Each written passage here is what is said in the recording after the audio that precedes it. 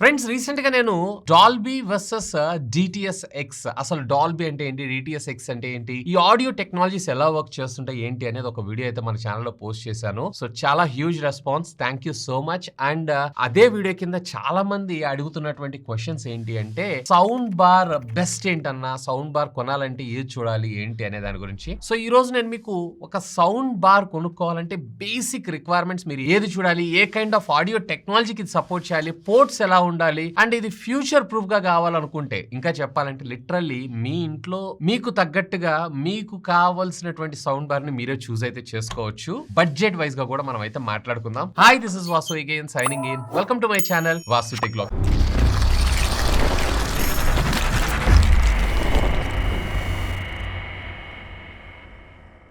So friends, first of all అసలు basic గా sound bars ఇవి మీరు ఆల్రెడీ చూసే ఉంటారు. వీటిని మనం ఎందుకు కొంటూ ఉంటాం అనే విషయానికి వచ్చారు అన్నట్లయితే, ఇది అందరికీ తెలిసినటువంటి నిజం. ఇవాళ రేపు మనము స్మార్ట్ టీవీస్ అయితే కొంటుంటాం. 20,000, 30,000, 40,000, 50,000, ₹1,00,000, 2,00,000, 3,00,000 పెడతాం. టీవీ క్వాలిటీలో వీఆర్ ఫుల్లీ సాటిస్ఫైడ్. కానీ ఎప్పుడైనా కానీ విజువల్ తో పాటు ఆడియో కూడా ఆ ఎక్స్పీరియన్స్ మనం ఆస్వాదించగలిగితేనే ట్రూలీ సినిమా ఎఫెక్ట్ అయితే మనం ఇంట్లో ఆస్వాదించగలం. కానీ టీవీలు 3,00,000, 4,00,000, 5,00,000 క్వాలిటీలో మాత్రం నెక్స్ట్ లెవెల్ వెళ్తున్నాయి. కానీ ఆడియో డిపార్ట్మెంట్ లో మాత్రం టీవీలు పెద్దగా సక్సెస్ అవ్వలేకపోతున్నాయి. ఎందుకంటే దీని లోపల ఉండేటువంటి డ్రైవర్స్ ఉంటాయి చూసారా. మళ్ళీ డ్రైవర్ అంటే ఏదో అనుకుని కన్ఫ్యూజ్ అవ్వకండి. రెగ్యులర్ గా మనం స్పీకర్ అనే డ్రైవర్స్ అని పిలుస్తూ ఉంటాం. సో ఈ డ్రైవర్ యొక్క సైజు ఏదైతే ఉందో కొంచెం పెద్దగా ఉండటం వల్ల దీన్ని టీవీలో అమర్చడం చాలా ఇబ్బంది అయిపోయి. ఒకవేళ వీటిని కనుక దాంట్లో అమర్చారనుకోండి, ఆటోమేటిక్ గా టీవీ యొక్క సైజ్ పెంచాలి. బట్ మనకి ఇవాళ రేపు స్లిమ్ టీవీలు కావాలి కదా. సో వాళ్ళ దృష్టిలో ఎలా ఉంటుందంటే,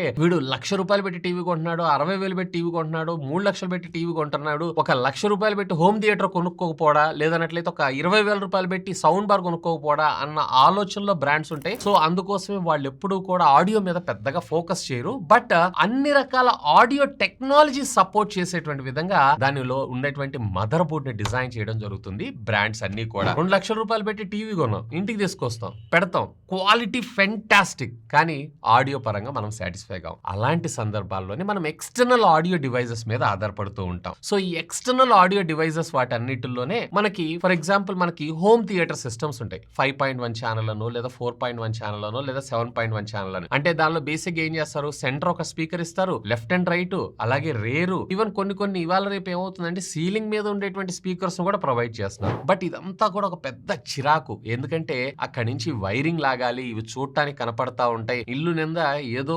తీసుకొచ్చుకొని పెట్టుకున్నటువంటి హోమ్ అంబియన్స్ ఇది ఖచ్చితంగా డ్యామేజ్ చేస్తుంది. దానికంటే బిఫోర్ మన అమ్మ నాన్న లేదా ఇంట్లో ఉన్న పెద్దోళ్ళు మనల్ని తిడతా ఉంటారు, ఇల్లు మొత్తం ఏం చేస్తున్నావురా అని చెప్పి. సో అలాంటి వాళ్ళకే మంచి బెస్ట్ సొల్యూషన్ ఏంటి అంటే సౌండ్ బార్స్. సో ఈ సౌండ్ బార్స్ అనేవి చాలా స్లిమ్ గా ఉంటాయి.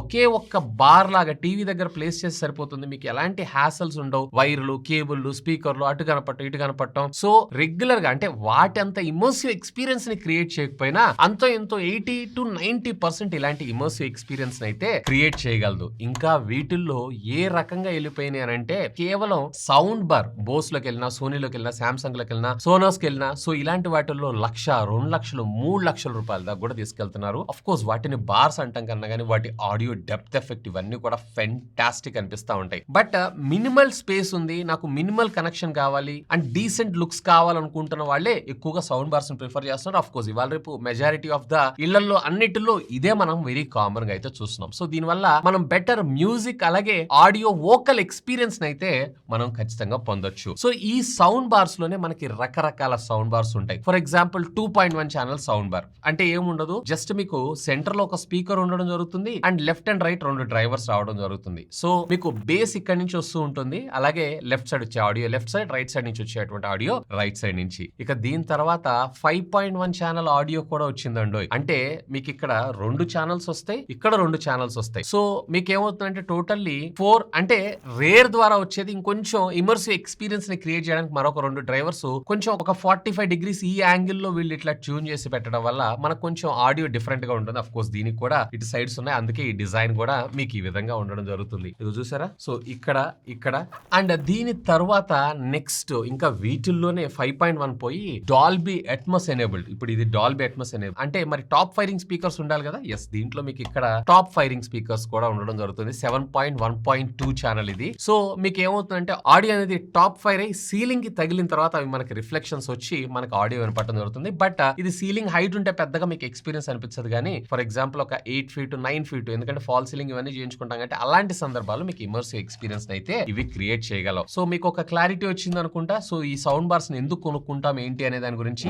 సో ఇప్పుడు దీంట్లో మనం ఏది చూస్ చేసుకోవాలంటే మీరు రెగ్యులర్ గా టీవీ చూస్తుంటారు, పెద్దగా మీకు మ్యూజిక్ ఎక్స్పీరియన్స్ కానీ అట్లాంటిది లేదు. కాకపోతే రెగ్యులర్ గా టీవీ చూసేటప్పుడు కొంచెం ఆడియో క్లారిటీగా కొంచెం లౌడ్ గా కావాలనుకుంటున్నారు అన్నట్లయితే కనుక 2.1 ఛానల్కి వెళ్ళిపోండి, లేదంటే 3.1 ఛానల్ వెళ్ళిపోండి. That's more than enough. ఒకవేళ లేదు నేను మూవీస్ ఎక్కువగా చూస్తాను, స్పోర్ట్స్ కూడా చూస్తాను, మ్యూజిక్ వినే ఎక్స్పీరియన్స్ నాకు కావాలనుకుంటున్నారు అన్నట్లయితే దెన్ అప్పుడు మీరు 5.1 ఛానల్. ఇక లేదు నేను గేమింగ్ తో పాటు ఇమర్సివ్ ఎక్స్పీరియన్స్ కావాలనుకుంటున్నారు అన్నట్లయితే కనుక 7.1 ఛానల్ దాకా మీరు వెళ్ళిపోవచ్చు. అండ్ దీంట్లోనే మీకు 9.1.4 ఛానల్స్ కూడా ఉంటాయి. సో వాటిని కూడా మీరైతే ట్రై చేయొచ్చు. అంటే వీటితో పాటు మనకు ఇంకొక సబ్ ఊఫర్ ని కూడా మనకి ఎడిషనల్ గా ప్రొవైడ్ చేస్తుంటారు. అండ్ ఇవే కాకుండా వీటిలో మనకి టెక్నాలజీ సపోర్టెడ్ కూడా. ఫర్ ఎగ్జాంపుల్ ఇక్కడ మీరు చూసారా, దీనికి డాల్బీ అట్మాస్ అని రాస్తుంది. సో ఇది డాల్బీ అట్మాస్ ఎనేబుల్డ్. అండ్ దీంతో పాటు మరికొన్ని సౌండ్ బార్స్ కూడా ఉంటాయి. DTS X కూడా సపోర్ట్ చేస్తాయి అని చెప్పి. ఒకవేళ మీరు బ్లూరేలో సినిమాలు చూస్తున్నా లేదా లౌడ్ గా ఆడియో కావాలనుకుంటున్నారు అన్నట్లయితే కనుక మీకు DTS X ఏదైతే ఉందో ఇంకా బెటర్ గా ఉంటుంది కంపేర్ టు డాల్బీ అట్మాస్ కన్నా. కానీ ఇది ఆబ్జెక్ట్ ట్రేకింగ్ మీద పనిచేస్తుంటుంది. ఆల్రెడీ దీనికి సంబంధించినటువంటి డీటెయిల్ వీడియో చేశాను, చూడకపోతే ఒకసారి కార్డ్స్ లో వదిలేస్తాను. Have a look on that so that మీకు ఇంకా క్లారిటీగా అర్థం అవుతుంది. అంటే డాల్బీ అట్మాస్ అంటే ఏంటి, DTS X అంటే ఏంటి అనే దాని గురించి. సో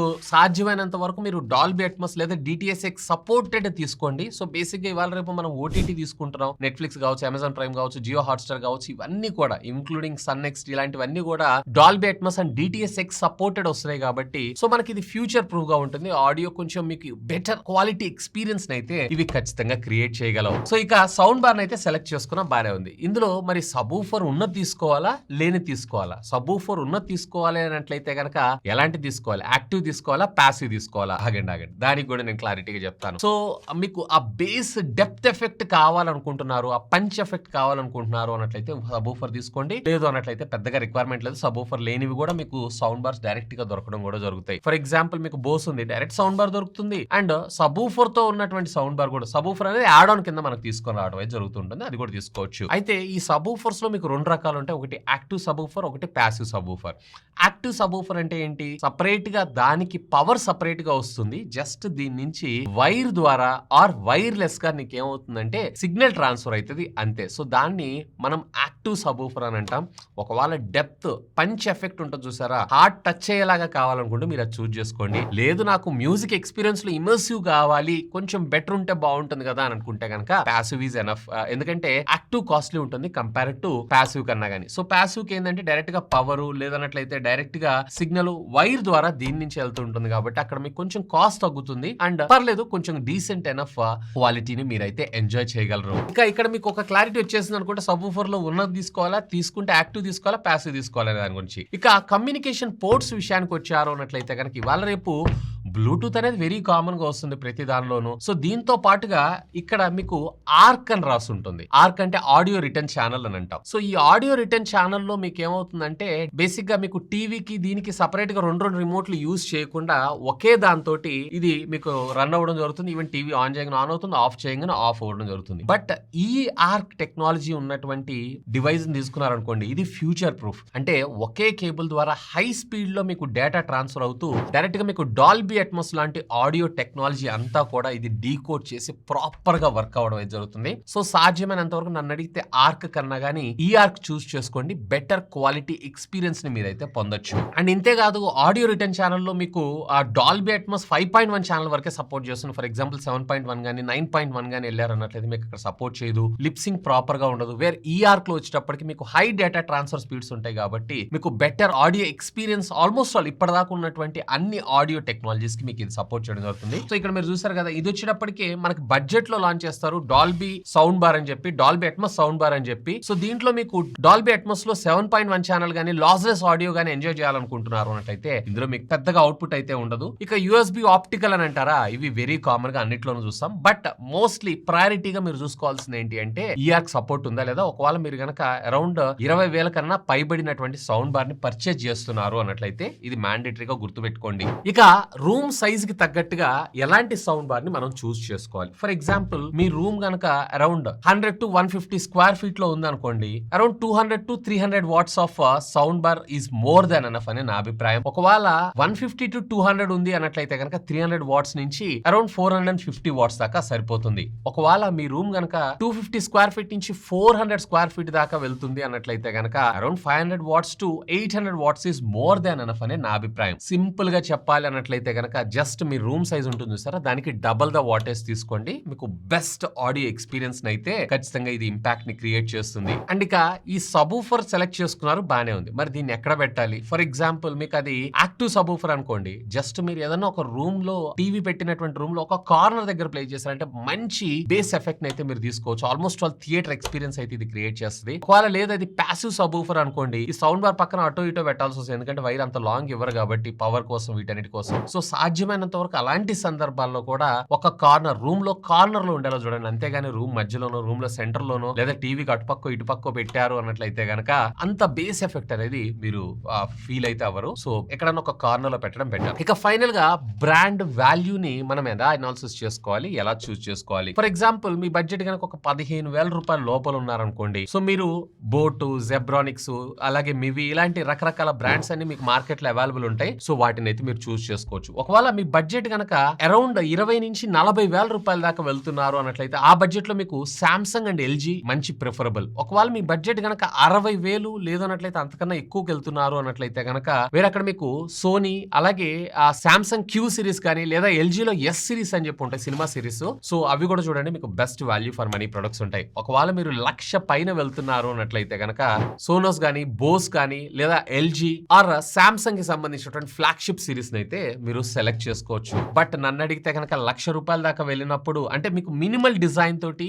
డీటెయిలింగ్ కావాలన్నట్లయితే, ఒకవేళ మీ బడ్జెట్ 1,00,000 ఉండి నాకు ఆ హ్యాసల్ తోటి ఎలాంటి ప్రాబ్లం లేదు, వైర్లు కనపడిన ప్రాబ్లం లేదు, నాకు స్పీకర్లు కనపడిన ప్రాబ్లం లేదు అని అనుకుంటే కనుక మీరు అక్కడ నన్ను అడిగితే ఏవి రిసీవర్స్ కి వెళ్ళిపోవటం ఉత్తమమైనటువంటి పని. ఎందుకంటే బెటర్ ఆడియో క్వాలిటీని మీరు లాస్లెస్ లో ఎక్స్పీరియన్స్ చేయొచ్చు. ఇంకా చాలా మందికి ఇంకో డౌట్ ఉంటుంది, సౌండ్ బార్ వస్తుంది వెనకాల శాటిలైట్ స్పీకర్స్ వైర్లెస్ గా వస్తున్నాయి కదా, వాటిని తీసుకోవచ్చా అని. ఎస్, ఆఫ్ కోర్స్ తీసుకోవచ్చు. ఇవి బ్లూటూత్ తోటి ఒకదానికి ఒకటి పేర్ అవుతాయి. లేదన్నట్లయితే వైఫై లో 2.4 GHz బ్యాండ్ మీద డేటా ట్రాన్స్ఫరింగ్ స్పీడ్ చేసుకుంటూ ఇవి వర్క్ అయితే చేస్తూ ఉంటాయి, బానే ఉంటాయి. కానీ ఏదైనా కానీ వైర్ ద్వారా వచ్చేటువంటి అవుట్పుట్ ఉంటుంది చూసారా, అది వైర్లెస్ లో రావడం కొంచెం కష్టం అని నా అభిప్రాయం. కొంచెం మీకు మిల్లీ సెకండ్స్ లేటెన్సీ అయితే ఖచ్చితంగా మీరు అబ్జర్వ్ చేస్తారు. సో సాధ్యమైనంత వరకు వైర్డ్కి వెళ్ళండి. ఇఫ్ ఇన్ కేస్ పాసిబిలిటీ లేదు అని అనుకుంటే తప్ప వైర్లెస్ కలండి. ఈవెన్ వైర్లెస్ లోకి వెళ్తే కొంచెం లేటెన్సీతో పాటు రెగ్యులర్ వాటితో పోల్చారంటే కొంచెం ఖర్చు కూడా ఎక్కువే. అండ్ సాధ్యమైనంత వరకు అన్ని సౌండ్ బార్స్ లో latest technology like Dolby Atmos, అలాగే DTS and DTS true HD, అలాగే DTS:X ఇలాంటి టెక్నాలజీస్ అన్ని ఉండేలాగా చూడండి. సో ఇది ఫ్రెండ్స్, సౌండ్ బార్స్ ఏంటి, వీటి టెక్నాలజీస్ ఎలా పనిచేస్తుంటాయి, అలాగే ఎలా చూస్ చేసుకోవాలి, ఏ కైండ్ ఆఫ్ ఆడియో టెక్నాలజీ మనం సపోర్ట్ చేసేటువంటి విధంగా సౌండ్ బార్స్ ని సెలెక్ట్ చేసుకోవాలనే దాని గురించి డీటెయిల్డ్ ఇన్ఫర్మేషన్ అయితే. సో సాధ్యమైనంత వరకు లేటెస్ట్ టెక్నాలజీకి సంబంధించిన సౌండ్ బార్స్ అన్ని కూడా నేను మన ఛానల్లో వీడియోస్ రూపంలో మీ ముందు తీసుకొస్తూ ఉంటాను. మరి వాటిని మిస్ కాకుండా ఉండాలంటే ఛానల్ ని సబ్స్క్రైబ్ చేసుకొని బెల్ ఐకాన్ యాక్టివేట్ చేసి పెట్టుకోండి. That's all for today. This is Vasu signing off. Have a great day.